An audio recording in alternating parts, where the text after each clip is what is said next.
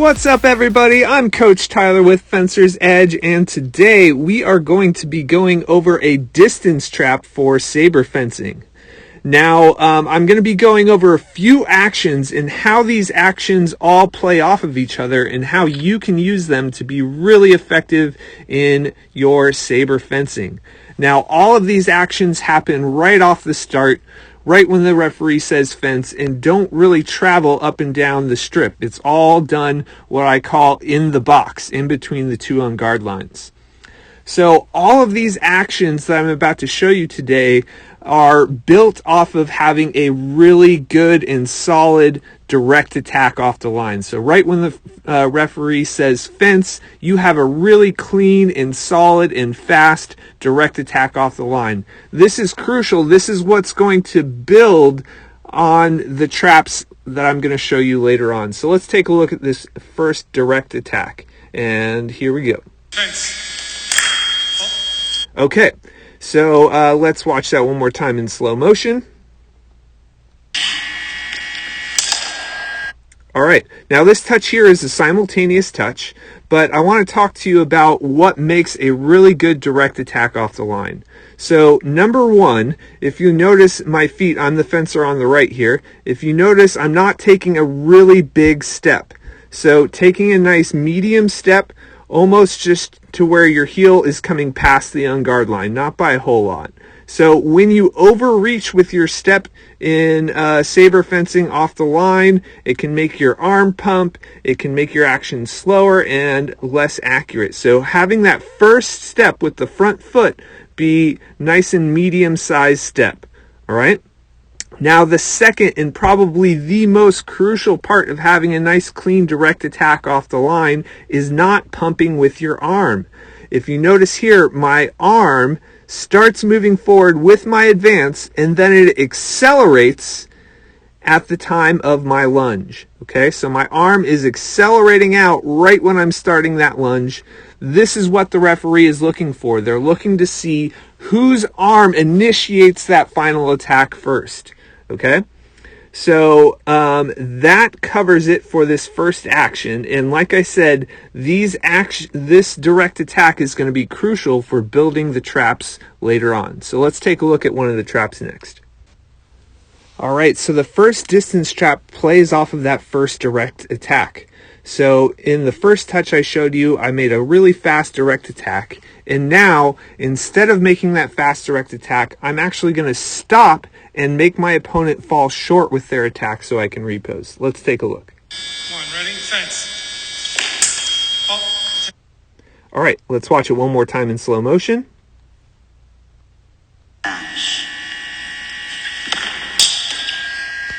All right, now there's a few crucial things to being able to pull somebody short off the line. Number one is you want your first step to look just like your direct attack. So if you notice here, my first step covers the same distance, it's the same speed, it looks almost identical to my first attack.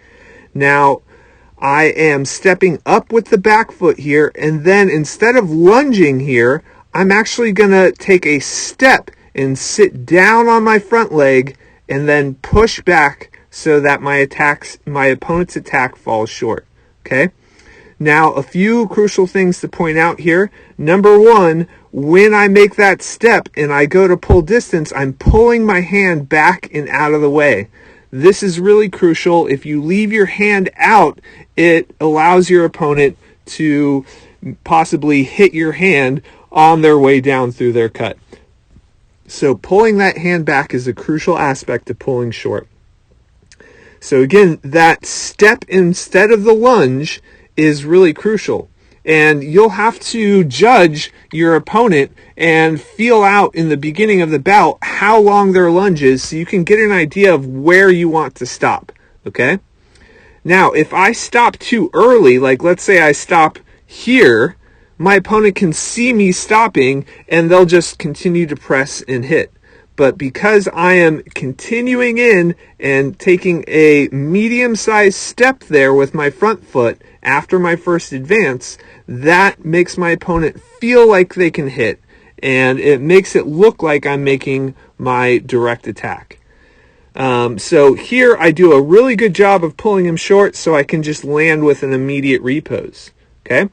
We're going to go over some touches next of what to do if you don't do a good job pulling the distance. Like let's say you pull the distance too much and how to respond to that. Okay, so sometimes when you pull your opponent short, you're going to make them miss by a lot. So the distance is going to be off and you're not going to be able to give an immediate repose. So here's an example of your opponent falling short, but the distance is too wide for you to make a direct repose. You need to slow your repose down and build an attack. So here I make my opponent miss, but the distance is really wide afterwards. If I went for a direct repose right now, I wouldn't be able to reach him. So I slow my attack down, build an attack, wait for the right moment, and land my repose.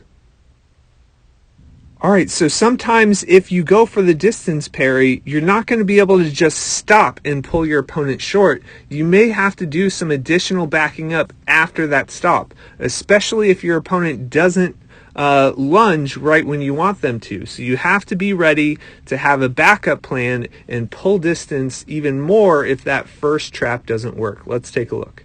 Ready, fence.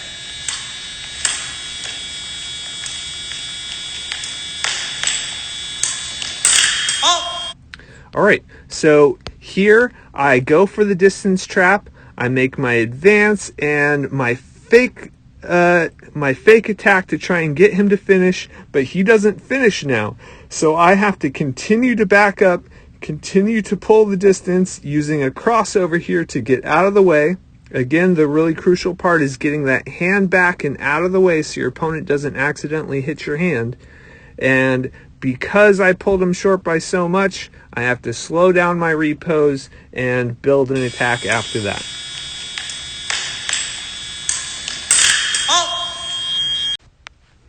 Alright, so if your distance trap fails, meaning your opponent doesn't go for a fast direct attack, you need to be aware and have a backup plan in case they continue to press. So here, let's watch this touch.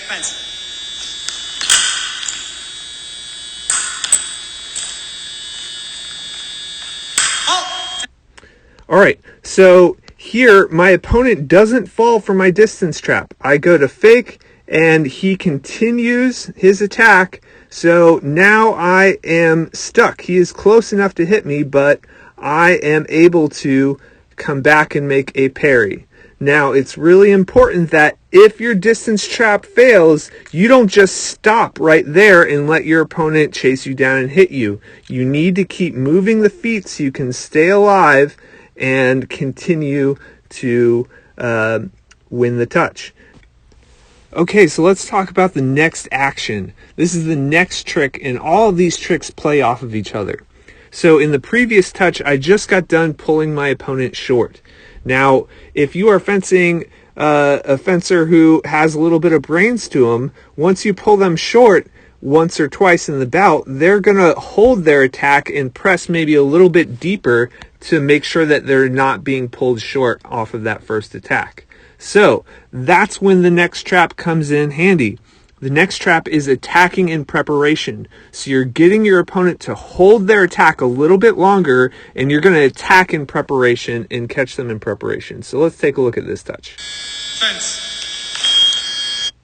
All right, so here, the previous touch, I pulled my opponent short. So this time my opponent goes for a much bigger attack, holding his arm back a little bit longer, and I am launching my attack in preparation. So now, what I am doing for this attack is really crucial. I'm starting off slow, and then I really accelerate and lead with my hand and with my point to catch him in preparation. If you notice here, my arm is already fully extended and his arm is still holding back. That's what the referee is looking for when they're calling attack in preparation. All right, so there's some things that you can do to make your opponent really hold their attack. And one of the things that you can do is fake like you are going to pull distance and then catch them in preparation. So that's what I'm doing here. let's take a look at it and then I'll break it down.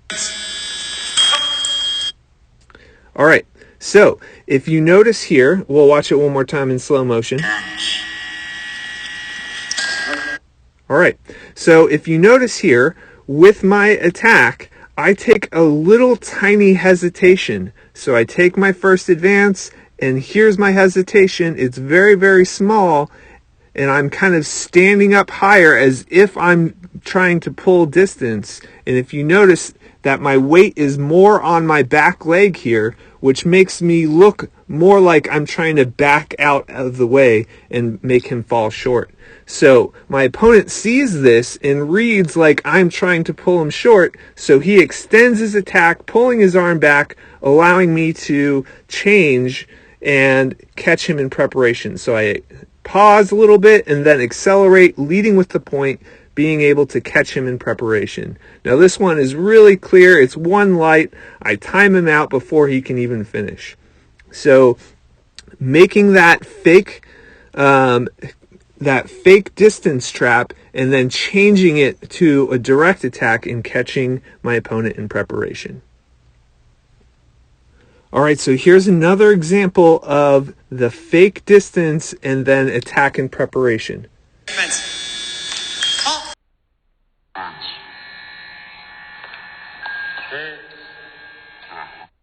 All right, so you've got your direct attack, you've got your distance trap, and you've got your attack in preparation. Now you can also take that one step further and fake the attack in preparation to make your distance parry more effective. So once your opponent learns that you are attacking and catching them in preparation, now you can fake that action to make your distance parry more effective. So here it is. All right, so here, if you watch, I am starting slow like I'm going for distance, and then I do a little fake attack like I'm going for preparation, an attack in preparation, which gets my opponent to stop, search for the blade, and allows me to take over with an attack of my own. Alright everybody, that does it for this video. I hope you enjoyed it and I hope it helps improve your fencing game. And as always, please remember to like, share, subscribe, and comment below.